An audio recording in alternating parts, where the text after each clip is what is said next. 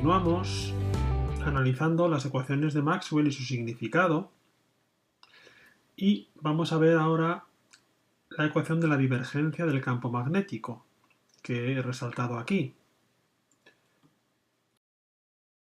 Entonces vamos a ver que esta ecuación, que es la más sencilla de todas, porque simplemente iguala la divergencia del campo magnético a cero,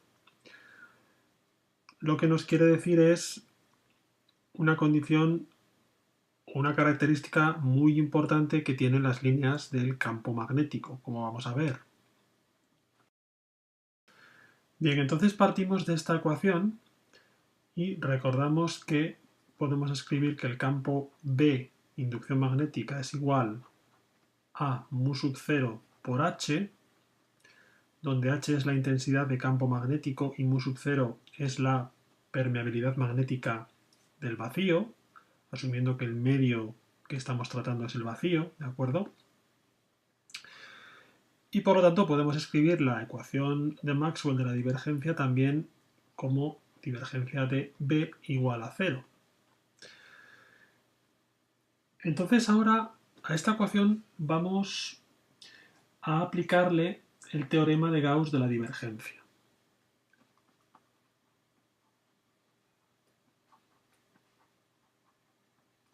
O de Gauss-Ostrogradsky, que es como también se le conoce. Y vamos a aplicarlo para un volumen arbitrario, un volumen cualquiera que se nos ocurra en el espacio, un volumen V, que está limitado por una superficie cerrada que vamos a simbolizar de esta forma,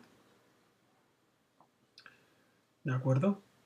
Y esa superficie cerrada en cada punto tendrá un vector, elemento de superficie orientada, diferencial de ese vector, ¿de acuerdo? Como ya vimos en los vídeos que tratamos el flujo y el teorema de Gauss-Ostrogradsky. Bien, pues si aplicamos, suponiendo que en toda esta región del espacio existe el campo magnético B y aplicamos el teorema de Gauss a esta región dentro del volumen V, lo que tenemos es que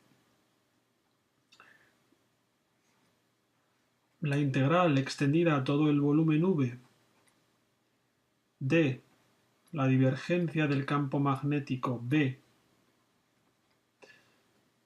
en ese volumen es igual a la integral de flujo en la superficie cerrada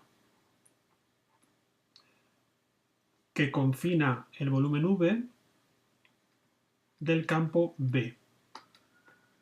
Integral de flujo, ¿de acuerdo? Esto no es más que el teorema de Gauss aplicado al campo magnético B en el volumen V.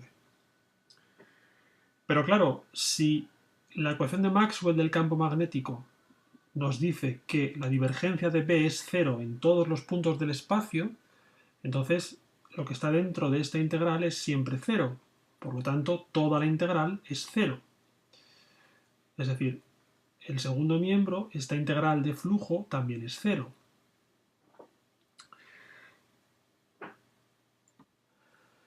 Bien, entonces vamos a ver las consecuencias de esto que acabamos de demostrar. Porque el volumen V, como ya hemos dicho, es un volumen arbitrario, es decir, es un volumen cualquiera. Cualquier volumen que elijamos de cualquier región del espacio cumple esta condición para el campo magnético. El flujo a través de la superficie que confina ese volumen es cero.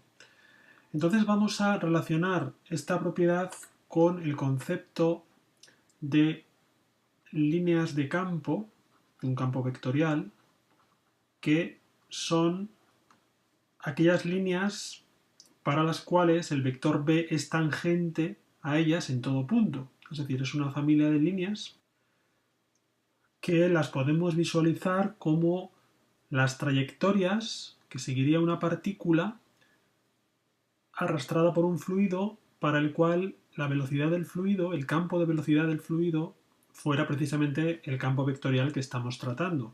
Por ejemplo, si tenemos un punto en el espacio aquí para el cual el campo B es así, imaginemos que B representa la velocidad de un fluido, ¿no? Entonces, imaginemos que aquí hay una partícula y esa partícula, al ser arrastrada por el fluido, pues describe una trayectoria, ¿no? La que sea. Bueno, pues en cada punto de esa trayectoria tendríamos el vector tangente, que sería el vector velocidad, y que estaría representado por el vector b. Es decir, la imagen de física de fluidos es siempre muy visual, muy didáctica a la hora de entender los conceptos de análisis vectorial que estamos viendo. Bueno, pues este es el concepto de línea de campo. Entonces el hecho de que la integral de flujo del vector b a través de la superficie que confina un cierto volumen v sea siempre cero, lo que quiere decir en términos de líneas de campo es que todas las líneas de campo magnético, el conjunto de líneas de campo que pasan por el volumen v, todas ellas, digamos que entran en v y salen de v. Es decir, el flujo neto, visualizado si quieres como flujo de un fluido, el flujo neto es cero a través de la superficie que encierra el volumen. Es decir, el fluido entra y sale, no hay nada, parte del fluido que se quede dentro del volumen, sino que toda la línea de corriente del fluido que entra tiene también su punto de salida del volumen V. Entonces, si vamos tomando un volumen V cada vez más pequeño, esta condición de que toda línea de campo tiene un punto de entrada y un punto de salida del volumen, ¿de acuerdo? Es decir, aquí estamos hablando de un volumen V que cada vez es más pequeñito, ¿vale? El campo B siempre atraviesa el volumen, tiene, digamos, un punto de entrada y un punto de salida. Entonces, llevando esta idea al límite, vemos que no es posible que exista un punto del espacio en el cual las líneas del campo, o hacia el cual las líneas del campo converjan o del cual diverjan. Es decir, no existen puntos como este que voy a dibujar para el cual imaginemos que las líneas de campo fueran convergentes hacia ese punto o fueran divergentes. Imaginemos este otro punto, ¿vale? Pues no existen puntos para los cuales las líneas de campo B diverjan del punto o converjan hacia el punto, sino que todas las líneas son necesariamente, por lo tanto, cerradas. Una forma muy intuitiva de entender esto es suponer que existe un punto al cual convergen o del cual divergen líneas de campo. Entonces, tomando un pequeño volumen alrededor de ese punto y considerando el flujo a través de su superficie, vemos que el flujo no sería cero, por lo tanto violaríamos lo que acabamos de deducir de la ecuación de Maxwell. Esta es la idea fundamental que se concluye de este razonamiento, es decir, como no hay ningún punto en el espacio para el cual las líneas de campo magnético converjan hacia él o diverjan de él, necesariamente todas las líneas de campo son cerradas. Es decir, son líneas que van a hacer cosas como esta, ¿no? Porque si consideras una línea cerrada en el espacio, verás que entonces no hay ningún punto hacia el cual converjan, porque siempre, si yo considero un punto a lo largo de una línea cerrada, por ejemplo este, pues entonces el vector B aquí a su derecha sería entrante hacia el punto y aquí a su izquierda sería saliente, ¿vale? Es decir, no existe esta situación que he dibujado aquí de convergencia hacia el punto o de divergencia desde el punto. Esta situación de convergencia hacia el punto es lo que llamamos un punto sumidero, haciendo una analogía con los fluidos. Esto sería un sumidero de campo y esto sería una fuente, un punto fuente de campo. Entonces, para el campo magnético,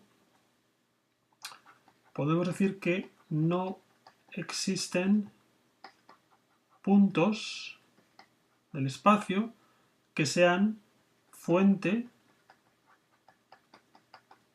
o sumidero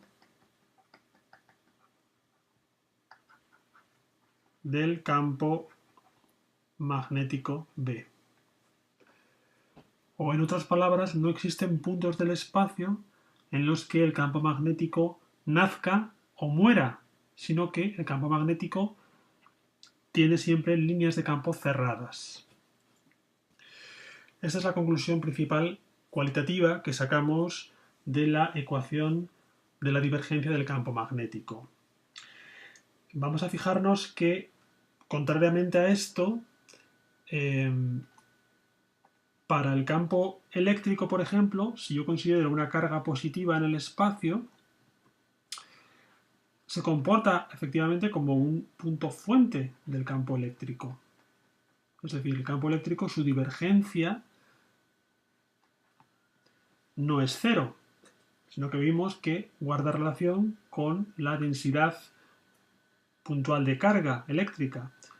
Una carga negativa puntual se comporta como un sumidero de campo eléctrico, porque las líneas de campo convergen hacia esa carga puntual negativa. Por lo tanto, el campo eléctrico se comporta de una forma muy diferente al campo magnético y para él sí existen puntos fuente y puntos sumidero. Bien, aquí he dibujado esa situación para el campo eléctrico y para el campo magnético, marcando la diferencia de comportamiento. Para el campo eléctrico existen fuentes puntuales de campo y para el campo magnético las líneas son cerradas siempre, las líneas de campo. Por ejemplo, aquí si tenemos una corriente eléctrica que circula por un conductor, las líneas de campo magnético tendrían aproximadamente esta forma, serían líneas cerradas alrededor de o rodeando, digamos, al punto por el que pasa este conductor con la corriente eléctrica, como sabemos. Esta propiedad que acabamos de ver, cualitativa, del campo magnético, también se suele enunciar diciendo que no existen monopolos, voy a escribirlo aquí, no existen monopolos magnéticos. Es decir, no existen puntos fuente de los cuales nazca el campo, ni existen puntos sumidero en los cuales muera el campo.